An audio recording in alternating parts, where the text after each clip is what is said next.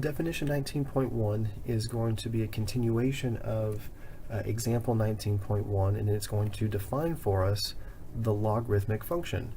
And we were noticing that there is an inverse for the exponential function, but we just didn't have a way to be able to explicitly write the equation for the inverse. So for a long time, this was an acceptable approach. It was just to say the logarithmic function is the inverse of the exponential function. But then eventually this needed to be formalized a little bit more, turned into what we call now the logarithm. So it says that the inverse of the exponential equation y equals b to the x is going to be equal to x equals b to the y. So in order to go from here over to here, all we had to do was just switch the x and the y. This is your implicit inverse.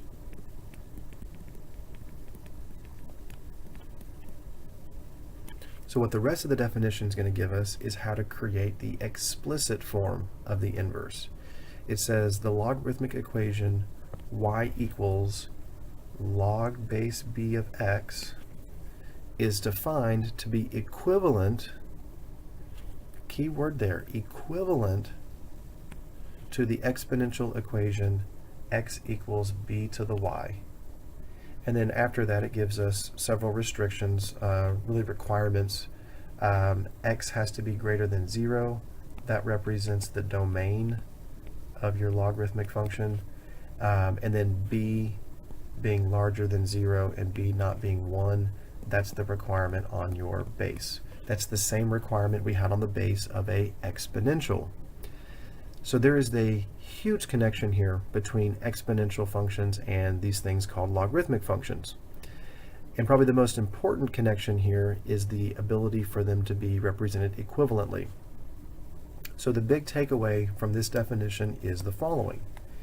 If you have the statement y equals log base b of x, that is equivalent to b to the y is equal to x. Now this is not just a one-way road, it's a two-way road. That means if you have b to the y equals x, that is equivalent to y equals log base b of x. So that means that we can go from one form to the other seamlessly using this definition. Some examples are going to help us to see how this really becomes important and where we could use it to our advantage. And we'll see much more of that as we progress into section 20 and 21 as well. But we're laying some of the foundational work for that here today. And some things that I want to point out about the definition here is that little b always represents your base, and that's true whether you're looking at the logarithmic form or whether you're looking at the exponential form. Now when you have a logarithmic form, you also have this other value represented by x. This is called the argument. The argument has an implied parenthesis around it if there's not already one there. In your exponential form, your base always has an exponent attached to it. But you'll also notice that what your exponential b to the y is equal to is x. And x is the argument from your log form.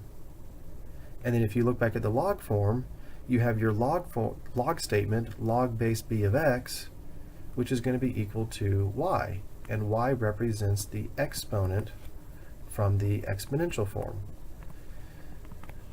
So really what we're doing here is rearranging the little components of the equation to be able to go from one form to the other. So we're going to practice that with example 19.2 and example 19.3. It says here, write each equation in its equivalent exponential form. Equivalent exponential form. So you need to be able to identify the different pieces of your statement. So for our first statement, we have log, and then the 2 represents the base, 64 represents the argument, abbreviate that ARG, argument, and then 6 has to represent the exponent, I'll abbreviate that EXP. So if you can pick out all the different components of this equation, then you can rearrange them to make them in the exponential form. So I'll start with writing the base, which is 2. The exponent is going to be 6. And then the exponential is always equal to the argument. So I'll write down equals 64. And that's all we're asked to do. But what I would encourage you to do is verify this. 2 to the 6th power means 2 times 2 times 2, 6 times. 2 times 2 is 4. So we have 4 times 4 times 4, which is going to be 16 times 4, which is going to give us 64. So a logarithm, very much so, is equivalent to this exponential statement. It's just another way of looking at it. So what you'll feel most comfortable with, usually, if you've never seen logarithms before, is an exponential statement, because you've dealt with exponents in previous courses.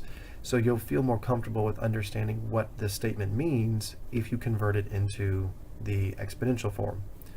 Let's try another one.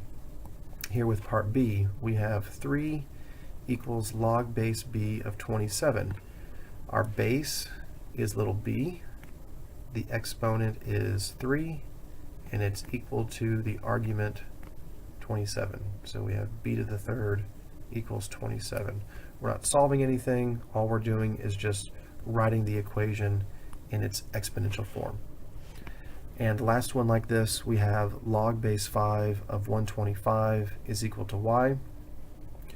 So my base is 5, my exponent is represented by y, and then 5 to the y is equal to the argument of 125. And that's what we're looking for. But it's also important that you can go the other direction with this.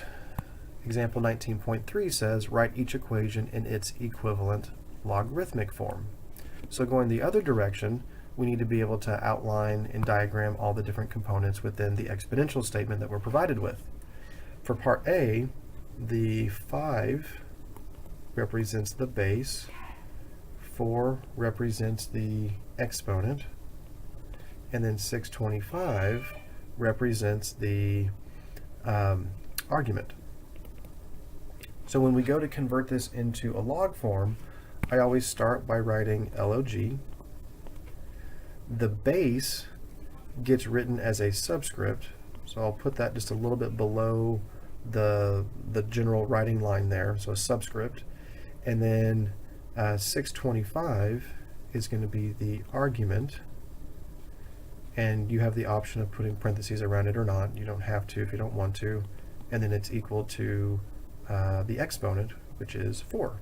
And this is your log statement.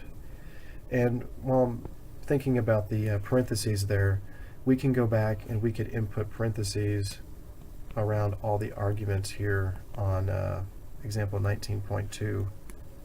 There would be parentheses around all the arguments if you wanted to input them. They are implied, but sometimes it's nice to actually see them there. All right, and then for part B, we have the cube root of 64 is equal to 4.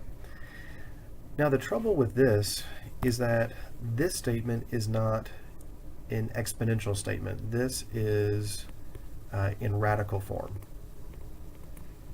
So we're going to have to rewrite it in an exponential form before we can then rewrite it into a logarithmic form. So the equivalency here is going to be 64 raised to the 1/3 power. The 1/3 power there is equivalent to the cube root, so this now puts us into the exponential form. Now that we're in exponential form, we'll go write down log. The base is 64, the argument is going to be 4, and it's all equal to the exponent, which is 1/3. And there's our log form for that equation.